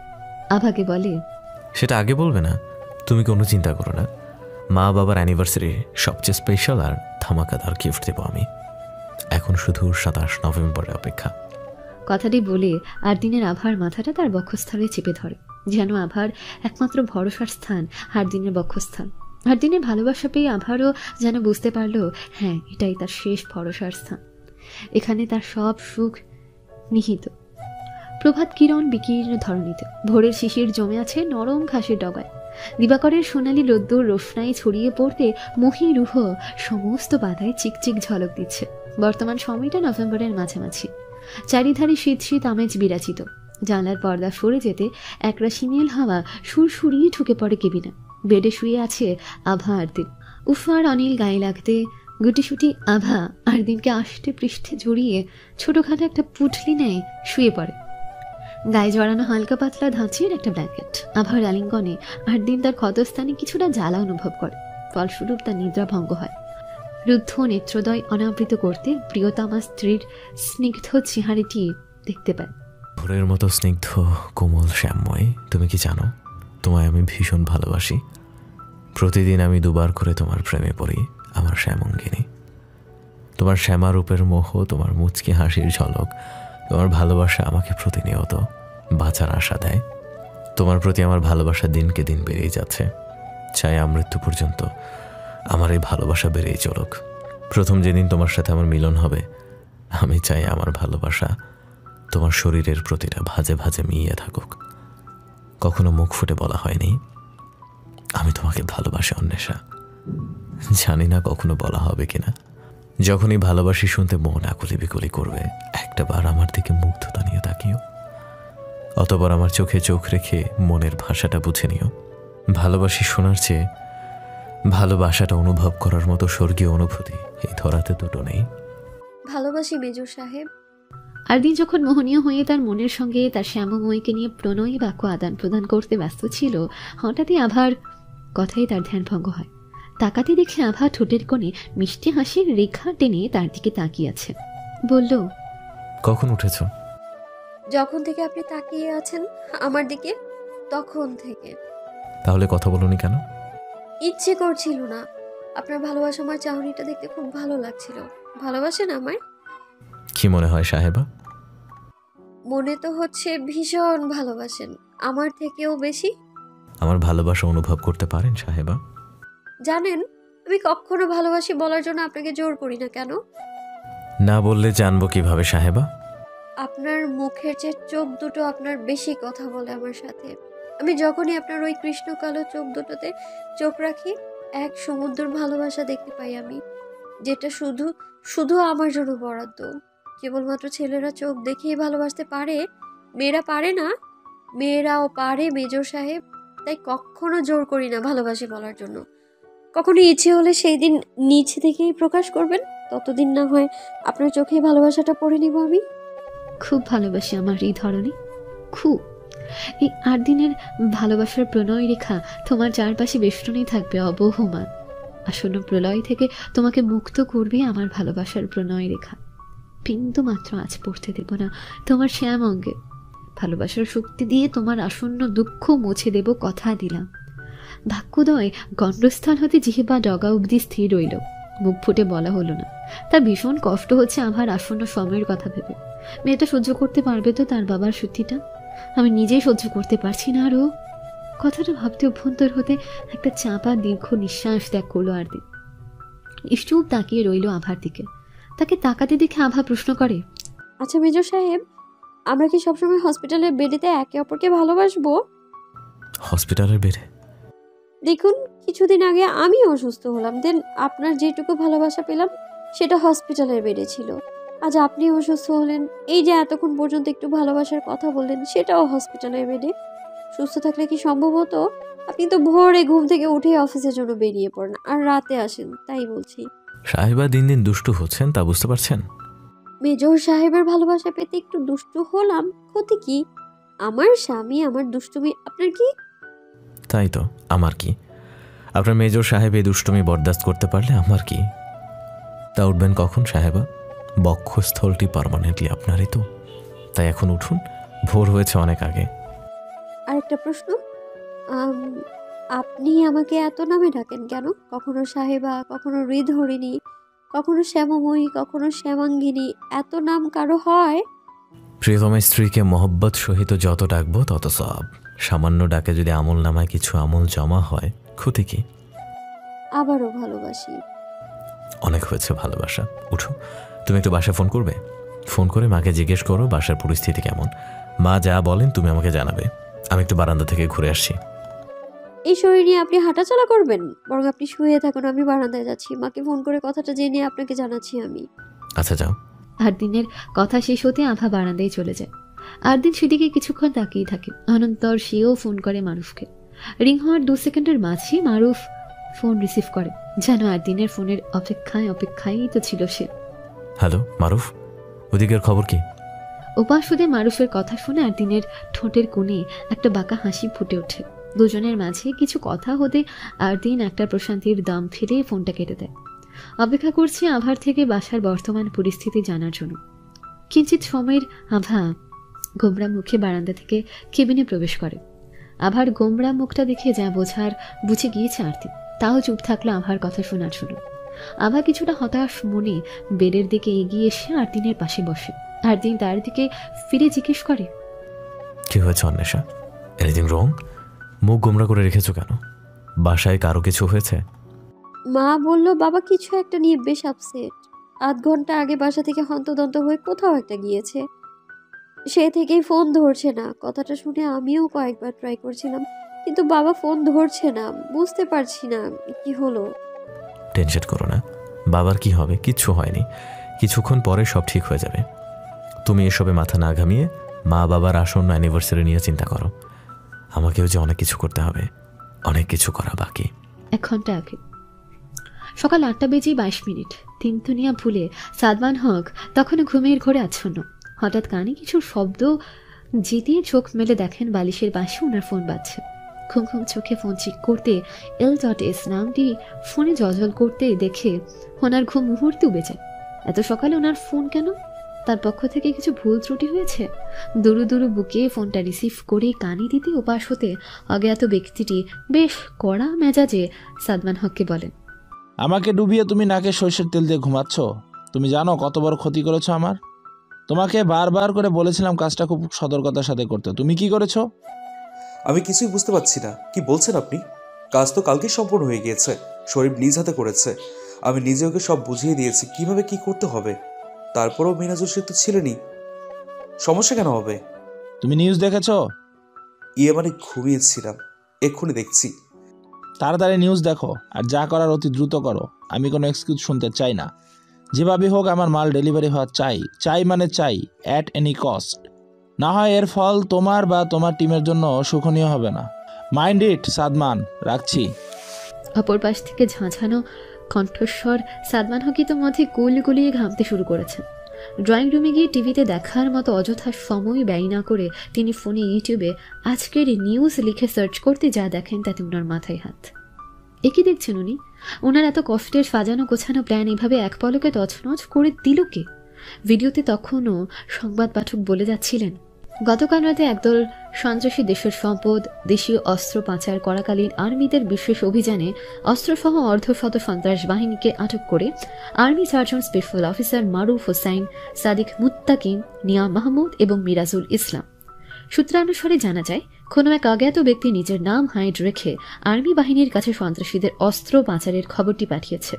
দেশীয় অস্ত্র ছিল 234টি এবং পাউডারের কৌটা ভর্তি 50টি হিরোইনের বক্স। পাউডারের কৌটোতে পাউডার বদলে হিরোইন রেখে আইনের চোখে খুব সহজে ধুলো দিয়ে হিরোইনদের পাচারের কাজটি করতে চাচ্ছিল সন্ত্রাসী দল। কিন্তু আইন আবারও প্রমাণ করে দিল আইন অন্ধ নয়, সুযোগ এবং সময়ে তারা যে কোনো মোকাবিলা করতে প্রস্তুত। না না না না, এ হতে পারে না, কিছুতেই না। এটা কিভাবে সম্ভব? শরীফ শরীফ আমাকে বলেছিল সব ঠিকঠাক হবে, তাহলে ও থাকতে এসব হয় কিভাবে? এখন আমি কি জবাব দেবো? হ্যাঁ, আমাকে যে ওরা শেষ করে দেবে। পথ উন্মাদ হয়ে এক প্রকার পাগল আলাপ করছিলেন সাদমান হক। তখনই ওনার ফোনে মিনহাজুল শেখের ফোন আসে। সাদমান হক অলরেডি রাগে টকবক করছিলেন। সেই রাগ বাড়ানোর জন্য মিনহাজুল শেখের ফোনটা ছিল আগুনে ঘি ঢালার মতো। ফলস্বরূপ তিনি ফোন কানের রাগে ক্ষোভে ফেটে পড়েন মিনহাজুল শেখের উপর। দুপক্ষে লড়াই হয়। অতঃপর দুজনের ভুল বুঝতে পেরে মিট আপ করার সিদ্ধান্ত নেন সাদমান হকের ব্যক্তিগত ফার্ম হাউসে। সেখানেই সিয়ামকে তিনি বন্দি করে রেখেছেন। সত্যি কি তাই? সিয়ামকে এখনো আছে সেখানে বন্দি অবস্থায়। সাদমান হক বিছানা ছেড়ে যত দ্রুত সম্ভব ফার্ম হাউসে যাওয়ার জন্য রেডি হতে থাকেন। তখনই রুমে প্রবেশ করেন নাতাশা হক। সাত সকালে স্বামীকে এমন তাড়াহুড়ো কোথাও যেতে দেখে তিনি কিছুটা বিচলিত হন। জিজ্ঞাসা করেন, এত সকাল সকাল কোথায় যাচ্ছ? সাদমান হক তখন পারফিউম গায়ে মাখছিলেন। ওনার সেই ব্র্যান্ডের ভার্সেস ইরস ইডিপি পারফিউম। স্ত্রীর কথার কোনো জবাব না দিয়ে ওনার দিকে তাকিয়ে একটা ক্ষিপ্ত চাহনি দিয়ে বেরিয়ে যান রুম থেকে। এদিকে স্বামীর অপ্রত্যাশিত আচরণে কিছুটা মনোকষ্ট পান নাতাশা হক। স্বামীর ক্ষিপ্ত চাহনির মানে বুঝতে পেরেও তিনি যেন বুঝলেন না এমন। তার কিছুক্ষণ পরেই ফোন করে আভা। স্যার, সর্বনাশ হয়ে গিয়েছে, আপনি এতক্ষণে এসেছেন। সে কখন থেকে ফোন দিচ্ছিলাম, ফোন কেন রিসিভ করছিলেন না? যা সর্বনাশ হওয়ার তা তো অলরেডি হয়ে গিয়েছে বাদল, আর কি সর্বনাশ হওয়ার বাকি থাকতে পারে? হ্যাঁ স্যার, সিএম নামের ছেলেটাকে কাল ভোর রাত থেকে খুঁজে পাচ্ছি না, কোথাও নেই। পুরো ফার্ম হাউস খুঁজেছি, কোথাও পাইনি। কাল ভোর রাতে 10 মিনিটের জন্য ওয়াশরুমে গিয়েছিল, তারপর ফিরে এসে দেখি সিএম ছেলেটা নেই, বাঁধন পড়ে আছে চেয়ারে। আশপাশে পুরো এলাকা খুঁজেছি, কোথাও ওর টিকটিকিও খুঁজে মেলেনি।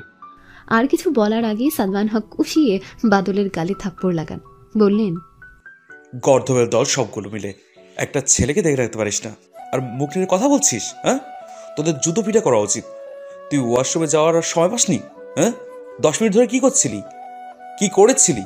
একটা জলজন্ত মানুষ তোদের সামনে দিয়ে উধাও হয়ে গেল আর তোরা টের পেলি না? চোখের সামনে থেকে যা আমার। বাদল ভয়ে সেখান থেকে প্রস্থান করতে সাদমান হক বেশ টেনশনে পড়েছে। কাল রাতে এত সূক্ষ্ম প্ল্যান করার পরও কিভাবে সব এলোমেলো হয়ে গেল? কে করলো এমনটা? সে জানবে বা কিভাবে কাল রাতে মাল ডেলিভারি করার কথা ছিল? কে সেই অজ্ঞাত লোক জার্মিদের কাছে আমাদের প্ল্যান সম্পর্কে খবর দিয়েছে? সে কিভাবে আমাদের প্ল্যানের কথা জানলো? সিয়াম ছেলেটাই বা কিভাবে উধাও হয়ে গেল? ফার্ম হাউসে ভর্তি পাহারাদার থাকতে সে কিভাবে পালাতে পারে? এত এত প্রশ্ন আমার মাথায় ঢুকছে না। উপর মহলের কাছে আমি কি জবাব দেব? কথাগুলো ভাবতে ভাবতে হঠাৎ ওনার আরদিনের কথা মনে পড়ে। চকিত নজরে নিজের দিকে একবার তাকান। এত কিছুর মাঝে তিনি আসল জিনিসটি স্কিপ করে গিয়েছেন। আরদিন, হ্যাঁ, আরদিনকে তিনি কাল রাত থেকে এখনো অবধি দেখেননি। এসবের পেছনে আরদিন নয় তো? কিন্তু ও কিভাবে সব জানবে? যদি সত্যি সবকিছুর পিছে আরদিনের হাত থাকে, তাহলে আমার থেকে খারাপ কেউ হবে না, কেউ না। আরদিন! নিষিদ্ধ চাহিদাগুলো যখন বুকের ভেতর উথাল পাথাল ঢেউ তোলে, মন ও মস্তিষ্ক তখন প্রিয়র একটু সান্নিধ্যে পাওয়ার জন্য ব্যাকুল হয়ে ওঠে। 3 দিন যে মানুষটার একটু সান্নিধ্যে, একটু স্পর্শ, একটু কণ্ঠস্বর শোনার জন্য, 3 দিন যে মানুষটার একটু সান্নিধ্যে, একটু স্পর্শ, একটু কণ্ঠস্বর শোনার জন্য আফির মন প্রাণ তৃষ্ণার্ত কাকে নিয়ে ছটফট করছিল, তখনই দেখা মেলে সিয়ামের। সিয়ামকে চোখের সামনে দেখে আফি এক ধ্যানে কিছুক্ষণ তাকিয়ে থাকে তার দিকে। বর্তমানে সিয়াম বসে আছে আফির রুমে বিছানার কিনারে। আফি সবে মাত্র ওয়াশরুম থেকে বেরিয়েছে ফ্রেশ হয়ে। সিয়ামকে আহত বিছানার কোণে বসারত অবস্থায় দেখে আফি বিষয়টা তেমন গুরুত্ব না দিয়ে সে নিজের মতো টাওয়াল হাতে মাথার ভেজা চুল মুছছে। কারণ বিগত 3 দিন যাবৎ সে সব জায়গায় সিয়ামকে দেখছে, কিন্তু ধরতে গেলেই নাই হয়ে যাচ্ছে। বারবার একই মানুষের হ্যালুসিনেশন দেখতে দেখতে আফি ক্লান্ত। অথচ সে এখন অবধি একটা ফোন কলও করেনি। তাই হ্যালুসিনেশন ভেবে আফি নিজের মতো কাজ করছে।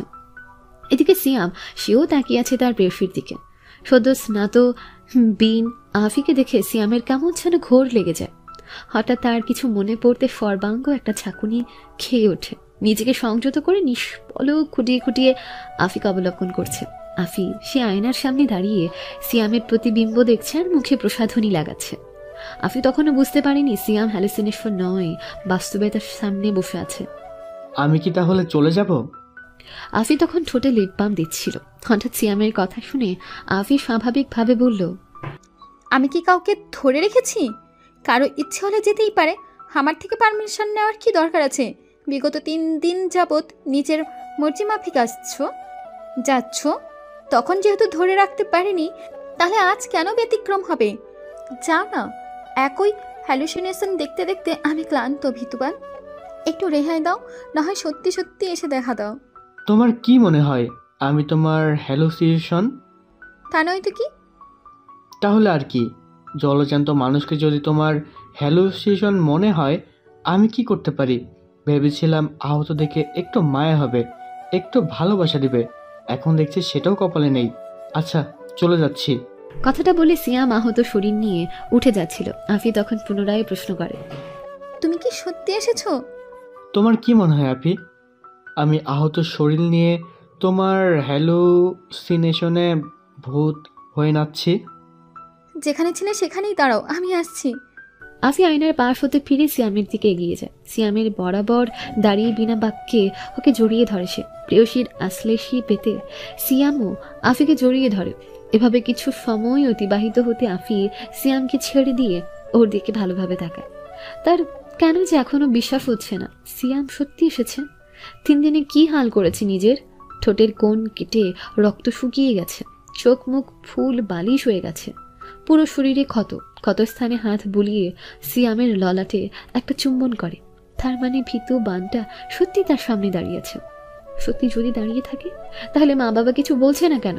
অচেনা একটা ছেলে তার রুমে বসে আছে, মা বাবা সেটা অ্যালাউ করছে নাকি সিয়াম লুকিয়ে এসেছে? জিজ্ঞাসাই করে ফেলল, তুমি এসছো কিভাবে? সিম্পল, সদর দরজা দিয়ে। কি নির্বাক জবাব! অথচ তার নির্বাক জবাবে আফির কুলিজা কেঁপে উঠল। সিয়ামের কথাগুলো শুনে আফি দাঁড়ানো অবস্থায় চিচিয়ে ওঠে, কি? সদর দরজা দিয়ে? কেউ দেখেনি? মা বাবা কিছু বলেনি? কি বলবে? হবু স্ত্রীর সাথে দেখা করতে এসেছি, পরনারীর সাথে নয়। অযথা ভয় পাওয়ার মতো কিছুই তো দেখছি না আমি। সে না হয় বুঝলাম, তুমি মা বাবা তো আমাদের সম্পর্কে কিচ্ছু জানে না। এভাবে দেখলে ওনারা খারাপ ভাবে। প্লিজ তুমি চলে যাও, আমরা 1 ঘন্টা পর রেস্টুরেন্টে দেখা করব। লক্ষ্মীটি যাও। আফির কথা শুনে সিয়াম একটা মুচকি হাসি দিল। 3 দিন, মাত্র 3 দিন কথা না বলাতে আমার বাচাল রানী কি হাল করেছে নিজের। সব জেনে শুনে যখন আগুনে হাত দিতে চেয়েছে মেয়েটা, তার আর কি বা করার থাকে। সত্যি বলতে সেও আফিকে ভীষণ ভালোবেসে ফেলেছে। বিগত 3 দিন যখন মৃত্যু যন্ত্রণা সহ্য করছিল, তখন বারবার আফির নিষ্পাপ মুখটা, ঠোঁট উল্টে অভিযোগ করা চেহারাটা, ঝগড়া করার সময় ঝাঁঝালো কণ্ঠটা, সব মিলিয়ে একের পর এক মানস পটে ভেসে উঠছিল। এতদিন না দেখা তৃষ্ণার্ত চোখ আজ তাকে দেখে তৃপ্তি মেটাচ্ছে। হঠাৎ আফির ঝাঁকুনিতে সিয়ামের ভাবনা চূর্ণ হয়। আফিকে ডিসপারেট দেখে সিয়াম একটা ডেভিল স্মাইল দিয়ে দরজার দিকে এগিয়ে যায়। অতঃপর শাশুড়ি মা, শ্বশুর আব্বা বলে হাঁক পারে। সিয়ামের এহেন কাজে আফি অতিরিক্ত ভয়ে দৌড়ে এসে সিয়ামের মুখ চেপে ধরে। এ ছেলে কি করতে চাইছে? এটা কি ডুবাবে নাকি আমায়? সিয়াম মুখের উপর থেকে আফির হাত সরিয়ে আবারও সশব্দে ডাকতে লাগলো, শাশুড়ি মা, শ্বশুর আব্বা, আপনারা কোথায় আছেন? দেখে যান, আপনার গুণবতী মেয়ে আমাকে আপনাদের বাসা থেকে তাড়িয়ে দিচ্ছে, এবারে জামাইকে তাড়িয়ে দিচ্ছে। সিয়ামের ডাকে তৎক্ষণাৎ আফির মা বাবা দৌড়ে আসেন আফির রুমের দিকে। মেয়ে এবং সদ্য হওয়া মেয়ের জামাইকে একসাথে দেখে একটা মিষ্টি হাসি দিলেন দুজনকে কি দারুণ লাগছে একসাথে। অনন্তর সিয়ামের সামনে দাঁড়িয়ে বিচলিত কণ্ঠে দুজন জিজ্ঞেস করলেন, কি হয়েছে বাবা, চেঁচাচ্ছ কেন? আফি দুষ্টুমি করেছে? আপনার মেয়ে আমাকে বাসা থেকে তাড়িয়ে দিচ্ছে, আমি নাকি পরপুরুষ। আপনারা দেখতে পেলে ওকে মেরেই ফেলবেন, কিছু বলবেন না বাবা? আফি ভয়ের চোটে বলল, বাবা বিশ্বাস করো, এ ছেলেকে আমি চিনি না, জানি না, সত্যি বলছি বাবা। মা বিশ্বাস করো, তোমার মেয়ে কিচ্ছু করেনি। আমি তো এনার নামটাও জানি না। এই এই আপনি কে বলুন তো? কিভাবে আমার রুমে আসলেন? আমি তো... চুপ করো আফি, আমরা খুব ভালো করেই জানি তোমাকে। আর সাফাই গাইতে হবে না। নিজের হবু স্বামীকে তাড়িয়ে দিতে চাইছো? 2 দিন পর যার স্ত্রী হবে তাকেই পরপুরুষ বলছো? কি হয়েছে তোমার? 7 সকালে কি শুরু করেছো? অপ্রত্যাশিত ঘটনায় হতবিহ্বল হয়ে গেল আফি। আব্বু মানে বাবা, ইনি কি আমার সত্যি হবু স্বামী? না মানে তোমরা তো কিছু বলনি, আমারই বিয়ে অথচ... আর কিছু বলার আগে আফি মা বলল, কিছু বলার কি বাকি রেখেছিস তুই? শয়তান মেয়ে, কি বলবো তোকে? আমরা বিয়ে ঠিক করেছি মানে তোর বিয়ে ঠিক হয়ে গেছে, আর শিয়ামি তোর হবু স্বামী। তোরা যে দুজন দুজনকে পছন্দ করিস তা আমরা জানি, তাই কিছু বলার প্রয়োজন বোধ করিনি। বরং তোর তো খুশি হবার কথা সারপ্রাইজ পেয়ে, অথচ এমন ভাব করছিস যেন শিয়াম নামে কাউকে আজই প্রথম দেখলি। তুই আমাদের মেয়ে তো আফি, কি ধুরন্ধর ফাজি মেয়ে রে তুই। ভাবা যায় এগুলা? আফির বাবার দিকে তাকিয়ে, তোমার মেয়ে এত পাজি? ভাবো একবার, নাগের টগাই দিয়ে প্রেম ভালোবাসা করে বেড়াচ্ছে, অথচ আজ নিজের হবু স্বামীকে দেখে বাপ মার সামনে নিষ্পাপ সাজছে। আফির বাবা তখন জবাব দিলেন, ভালো কাজ করলে আমার মেয়ে, যেই না একটু খারাপ কাজ করবে অমনি বাবার মেয়ে। থেতে উঠলেন তিনি। এই একই কাজটা তুমিও করে থাকো সেবেলায়। অন্যথায় সিয়াম ভাবছে সে তার শ্বশুর শাশুড়িকে ডেকেছিল কি জন্য, আর ওনারা দুজন করছেনটা কি। শ্বশুর শাশুড়ি বউ তিনটাই সেম। সাদিকে মিসেস সিয়াম খন্দকারকে ঝাঁঝিয়ে রানী বলে জিনগত সমস্যা। আফির সেদিকে ধ্যান নেই, সে ব্যস্ত হিসেব করতেন। মা বাবা সব জানে কিভাবে, আর হবু স্বামী মানে মা বাবা সব মেনে নিল। বিধবা না হতো শরীর দেখিয়ে আমার বাবা মাকে ইমপ্রেস করে ফেললো। সাংঘাতিক। আহত শরীর দেখে কোনো বাবা মা তার মেয়েকে বিয়ে দিতে রাজি হয়ে যায়, এও সম্ভব। মা বাবাকে ঝগড়া করতে দেখে আপন মনেই বলল, হয়তো পারে। সেটাও একমাত্র আমার মা বাবার ক্ষেত্রে। মা বাবাকে ঝগড়া করতে দেখে আফি একটা ধমক দিল। আম্মু আব্বু কি শুরু করেছো তোমরা? দেখছো মানুষটা অসুস্থ, কোথায় একটু রেস্ট নিতে দিবে তা না, দুজন মিলে ঝগড়া করছো, তাও সদ্য হওয়া মেয়ে জামাইয়ের সামনে। তোমাদের কি বয়স হয়নি? হঠাৎ মেয়ের কথা শুনে বাঁকা চোখে তাকালেন আফির মা। মেয়েকে একটু ভালো করে পরখ করে বললেন, শিয়াম, একটু আগে আফি তোমাকে কি যেন বলছিল? তুমি কে, চিনে না জানে না, এখন এত ভালোবাসা, কিছু বলবে না তুমি? মুখ লুকিয়ে হাসল সিয়াম, কণ্ঠে আফসোস। আমার কিছু বলার নেই মা, আমি হতাশ। তবে যাই বলুন মা, আফির অভিনয়টার উপর লেভেলের ছিল, কি বলেন? আফির মা বাবা দুজন একসঙ্গে একই সুর মেলালো, পুরাই উপর লেভেলের।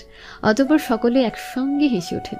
আফির বাবা সিয়ামকে বললেন, বুঝলে কি সিয়াম, আমার মেয়েটা নিজেকে ভীষণ চালাক মনে করে, কিন্তু সে জানে আমরা ওর বাবা মা হই।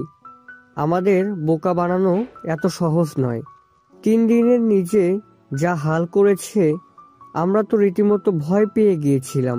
বকবকানি মেয়ে যদি নিশ্চুপ আর মলির মুখ নিয়ে রুমে দ্বার বন্ধ করে বসে থাকে, কোন মা বাবার ভালো লাগবে? আফি ব্যতীত আমাদের আর কোনো সন্তান নেই। বাড়িটা মাতিয়ে রাখে ওই। তার বকবকানি শুনতে শুনতে আমরা 2 বুড়ো বুড়িও বকবকানি শিখে গিয়েছি। পুরনো অভ্যাস, তাই বাপ বেটি বউ সময় পেলেই হাসি মজায় মেতে উঠি। বাড়িটাও প্রাবন্ত হয়ে থাকে। তুমি কিছু মনে করো না। না না বাবা, এসব কি বলছেন? উল্টা আমার ভালো লাগছিল আপনাদের দেখে, আমি কিছু মনে করিনি। উল্টা এনজয় করছিলাম, আমার বেশ ভালো লাগছিল। ভালো থাকার জন্য জীবনের এন্টারটেইনের থাকা অতি জরুরি, যেটা আমি এখানে এসে আফিকে পেয়ে অনুভব করছি। ধন্যবাদ বকবকারানি। আচ্ছা, অনেক কথা হলো, তুমি বিশ্রাম নাও। আফি, সিয়ামের একটু যত্ন নিস। আমরা আসি। আচ্ছা মা। আফির মা বাবা চলে যেতে রুমে প্রবেশ করে সিয়াম। আফি সিয়ামকে কিছু জিজ্ঞেস করতে যাচ্ছিল, তার আগেই সিয়ামের ফোন আসে। পকেট থেকে ফোন বের করতে দেখে আরদিনের ফোন রিসিভ করে আফিকে সাইড কাটিয়ে বারান্দায় গিয়ে ফোন রিসিভ করে কানে দিতে উপাস হতে আরদিন বলল, এখন কেমন লাগছে সিয়াম? বেটার ফিল করছো? জি স্যার, কৃতজ্ঞ স্যার এত কিছু করে দেওয়ার জন্য।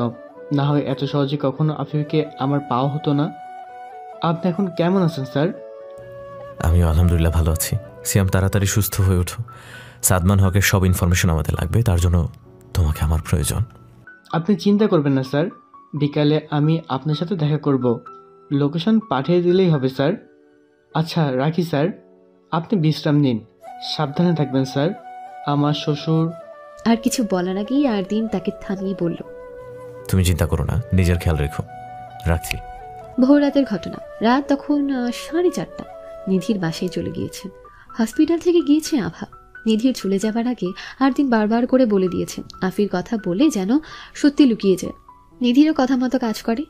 বেডে শুয়ে আছে আরদিন, তার বক্ষস্থল আভা আর আয়ত্তে। আধা ঘন্টার বেশি সময় কান্নাকাটি শেষে এখন নিশ্চুপ শুয়ে আছে আরদিনের বক্ষস্থলে। আভা যখন কাঁদছিল আরদিন পুরোটা সময় নির্বাক চিত্তে তাকিয়েছিল। প্রিয়তমার অশ্রুসিক্ত প্রণয় আবেগ দেখতে তার কেন যে একটু বেশি ভালো লাগছিল। কিন্তু এত কিছুর মাঝে তার মাথায় ঘুরপাক খাচ্ছে সিয়ামের কথা। কাল ভোরের আলো ফুটার সাথে সাথে যে নিউজ গোটা বাংলায় ছড়িয়ে পড়বে, তাতে সাদমান হক যে ভয়ঙ্কর অতি ভয়ঙ্কর হয়ে উঠবেন তাতে সন্দেহ নেই। সকালের আগে যেভাবেই হোক সিয়ামকে খুঁজে বের করতেই হবে। কিন্তু কিভাবে? বাবা সিয়ামকে প্রথম রেখেছিলেন বাসার স্টোর রুমে, লোকচক্ষে কিন্তু ভাবনার বাইরে। অভিজ্ঞতা বলছে দ্বিতীয়বারও তেমনটাই করবে। সিয়াম আমাদের চোখের সামনে থাকবে কিন্তু আমরা বুঝতে পারবো না। কিন্তু এমন জায়গায় আর কোথায় আছে? ভাবনার মাঝে আভার কথা মনে পড়তে সে আভাকে জিজ্ঞেস করলো, আচ্ছা আভা, তোমাদের আর কোনো ফ্ল্যাট বা গ্রামের বাড়ি আছে থাকার মতো?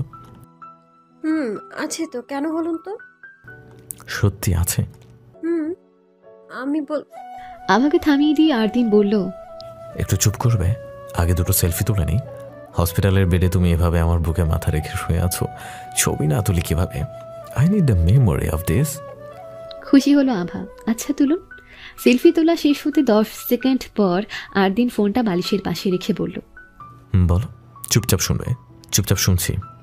তুমি বলো, বেড়ানোর মতো তোমাদের আর কোনো ফ্ল্যাট বা ফার্ম হাউস এরকম কিছু আছে? আভা এক নাগাড়ে বলতে আরম্ভ করলো, আমাদের একটা ফার্ম হাউস আছে, বেশ বড়ও নয় আবার ছোটও নয়, মাঝারি আকারের, তবে খুব সুন্দর। বাবা নিজ হাতে পুরোটা ফার্ম হাউস সাজিয়েছে স্পেশালি আমরা বোনদের জন্য। আমরা প্রায় পিকনিক করতে যেতাম, অনেক দিন যাওয়া হয় না। ভাবছি আপনি সুস্থ হলে মা বাবা ভাইয়া সবাইকে নিয়ে একবার ঘুরে আসবো, যাবেন তো? আচ্ছা যাব, কিন্তু ফার্ম হাউসটা কোথায় সেটা তো বললে না, তাহলে চিনবো কিভাবে? সরি, মনে ছিল না। আমাদের ফার্ম হাউসটা কুমিল্লা উপজেলার লাকসাম থানা থেকে 2 কিলোমিটার দূরত্বে কাদরা গ্রামে। আর গ্রাম্য পরিবেশ খুব সুন্দর, দেখলে আপনার মন ভালো হয়ে যাবে। বাহ, বেশ ভালো তো। আচ্ছা, ফার্ম হাউসে কোনো নেম প্লেট বা সাইনবোর্ড এরকম কিছু আছে? কুঞ্জভ্রম বিলাস। নামটা শোনার সাথে সাথে আরদিন অ্যাকশন শব্দ উচ্চারিত করতে হাত বাড়িয়ে ফোনের পাওয়ার বাটন ক্লিক করে। এদিকে অ্যাকশন মানে বুঝতে না পেরে আভা জিজ্ঞাসা করে। অবাক হলো আভা। অ্যাকশন কি? অ্যাকশন কি? আমি কি কিছু বলেছি? ওটা অ্যাকশন নয়, 100 হবে। বলতে চাচ্ছিলাম 100 বার যাব। নামটা খুব সুন্দর। আচ্ছা তুমি যাও, আমার ঘুম পেয়েছে। আভা নেত্রদয় আবদ্ধ করতে আরদিন একটা দম ফেলে মনে মনে বলে, সরি আভা, তোমাকে মিথ্যে বলা ছাড়া আর কোনো উপায় ছিল না। সিয়ামের লাইফ রিস্কে আছে, যেভাবেই হোক ওকে উদ্ধার করতেই হবে আমাকে। আরদিন তখন ফোন হাতে সেলফি তোলার নাম করে মারুফকে কল করে। মারুফ ফোন রিসিভ করে কিছু বলার আগে আরদিনের বলা তখনকার কথাটি চুপচাপ শুনবে। বাক্যটি শ্রবণ করতে সে বিনা বাক্যে আভা এবং আরদিনের পুরো কথোপকথন শোনে। অ্যাকশন শব্দ উচ্চারিত করে সিয়ামকে খোঁজ করার জন্য সেই ফার্ম হাউসে তল্লাশি করার অর্ডার করে। আরদিন এবং মারুফের শব্দবিহীন কথোপকথনের কথা আভা বুঝতেই পারল না। তার নাকের ডগা দিয়ে আরদিন কি জাল জেলেছে। আরদিনের অর্ডার পাওয়ার পরপরই মারুফ নিয়াজকে সাথে নিয়ে আভার বিবরণ অনুযায়ী সে ফার্ম হাউসে পৌঁছায়। দুজন ছদ্মবেশে নিয়ে খুব সহজে মিশে যায় সন্ত্রাসীদের সাথে। সিয়ামের পাহারায় ছিল বাদল। নিয়াজ ড্রিঙ্কের সাথে পেট খারাপ ওষুধ মিশিয়ে খাইয়ে দেয়। বাদল যখন ড্রিঙ্ক খেয়ে পেট খারাপ হওয়ার ফলে ওয়াশরুমে যায়, সেই সুযোগে সিয়ামকে নিয়ে মারুফ নিয়াজ হাত টুপকে নারিকেল গাছ দিয়ে খুব সহজে বেরিয়ে আসে। অতঃপর আরদিনকে ছোট্ট একটা মেসেজ করে সবটা জানিয়ে দেয় মারুফ এবং সিয়ামকে হসপিটালে নিয়ে যায়। হসপিটাল থেকে সোজা আফির বাসায় যায় সিয়াম। সেখানে তার সাথে আফির মা বাবার কথা হয়। আরদিনও ছিল, তবে সশরীর নয়, ফোনের মাধ্যমে। আরদিন আফির মা বাবাকে রাজি করায়, ওনারাও নির্দ্বিধায় রাজি হয়ে যান। আফি ওনাদের একমাত্র সন্তান, মেয়ের সুখে ওনাদের সুখ। আরদিন যেখানে আছে না করার প্রশ্নই আসে না। সিয়ামকে ওনাদের ভালো লেগেছে, তাই আফি সিয়ামের সম্পর্ক মেনে নেন তারা। ওদিকের কি খবর সাদমান? কি করেছো? আমাকে একটু সময় দাও প্লিজ, আমি দেখছি। No excuses Sadman. I would like my goods to be delivered as soon as possible. I don't know how it is possible, but I want my work to be done. By hook or by crook. I'm holding the phone. Bye. Salman Haque দাঁড়িয়ে আছেন গোরস্থানে। পুরো গোরস্থান দুবার চক্কর কাটেন তিনি। কোথাও কিছু নেই, কবরগুলো ফাঁকা পড়ে আছে। এক একটা অস্ত্র নেই, সবগুলোই আর্মি ফোর্স নিয়ে গিয়েছে। হঠাৎই গোরস্থানের সে পুরনো ঘরটার কথা মনে পড়ে ওনার। সেখানে কিছু অস্ত্র রেখেছিলেন তিনি, সেগুলোও সাথে করে নিয়ে গিয়েছি কিনা চেক করতে হবে। ঘরটাতে প্রবেশ করেন তিনি। রুমের এক কোণের ছোট্ট একটা বক্সে রাখা ছিল। সচরাচর কারো নজরে পড়লেও কেউ সন্দেহ করবে না এখানে কিছু থাকতে পারে বলে। তিনি বক্সটা সরিয়ে মাটির থেকে 1 ফুট নিচে হাতড়ে আরও একটা বক্স বের করে উপরে তোলেন। আনবক্স করতে ওনার মুখে হাসি ফোটে। তার মানে ওনার ভাবনাই সত্যি, এটার খবর জানতে পারেনি। আপাতত এতে কিছুটা শান্ত করা যাবে উপরমহলকে। তিনি বক্স হাতে ঘরটা থেকে বেরিয়ে চলে যান নিজ গন্তব্যে। বর্তমানে ক্যাফে বারিস্তা রেস্টুরেন্টে বসে আছেন আরদিন, সিয়াম, মারুফ, নিয়াজ, সাদিক, মীরা, 6 জন। প্রত্যেকে সিভিল ড্রেস এবং মাস্ক পরিহিত। আরদিন, সিয়াম দুজন মোটামুটি সুস্থ। আরদিন বলল, আগে মিটিং শেষ হোক, দেন অর্ডার করবো সিয়াম। আরদিনের কথা শুনে সিয়াম কিছুটা মুখ ফুলিয়ে বসে থাকে। উপস্থিত 5 জন তার কাজে হেসে ফেলে। কি বলে সোলজাররা মুখ গোমরা করে? তারা হাসতে জানে না, মন খুলে কথা বলতে পারে না। সময় সুযোগ পেলে তারাও নিজের কঠিন আবরণের খোলস থেকে বেরিয়ে নিজের অভ্যন্তরী ব্যক্তিত্বটা উন্মোচন করে। যাই হোক, যে জন্য আজকের মিটিং। সিয়াম, তুমি এবং মিরাজ দুজন ঢাকায় যাবে। মিরাজ, তোমার দায়িত্ব আমার শাশুড়ি নাতাশা হক, যার পূর্ব নাম ছিল সুস্মিতা চ্যাটার্জি, এবং ওনার বড় বোন দেবযানী চ্যাটার্জি, তাদের পারিবারিক সব ইনফরমেশন জোগাড় করবে। আর সিয়াম, তোমার দায়িত্ব, তুমি সাদমান হক, আমার শ্বশুরমশাই, ওনার পারিবারিক সব ইনফরমেশন জোগাড় করবে এবং ওনারা কোন ভার্সিটিতে পড়ালেখা করতে সেসব ইনফরমেশনও চাই। পারবে তো দুজন? একই সুরে ইয়েস স্যার বলে। সাদিক, তুমি মিনহাজুল শেখের ওপর সর্বদা নজর রাখবে। নিয়াজ, তুমি চট্টগ্রাম যাবে, যেখানে আভার নানু বাসা আছে। ওনারা ওর কেমন নানা নানু হন সেসব ইনফরমেশন জোগাড় করবে। মারুফ, তুমি 4 বছর আগে সেই বোম ব্লাস্ট ঘটনাটি পুনরায় এনকোয়ারি করবে। আমি সাদমান হকের অফিস যাব, যেখানে তিনি প্রথম কাজ করতেন। আর শরীফ তো আছে আমার জন্য। কার কি কাজ, কে কি করবে, 5 জন, বুঝছো? 5 জন একই সুরে ইয়েস স্যার উচ্চারিত করে। আরদিন বলল, যখনই যে আপডেট পাবে সঙ্গে সঙ্গে আমাকে জানাবে। সিয়াম, মিরাজ আজ রাতে ঢাকার উদ্দেশ্যে রওনা দিবে। সময় নেই আমাদের হাতে। সাদমান হক বসে থাকবেন না, যে কোনো সময় যে কোনো পদক্ষেপ তিনি নিতে পারেন।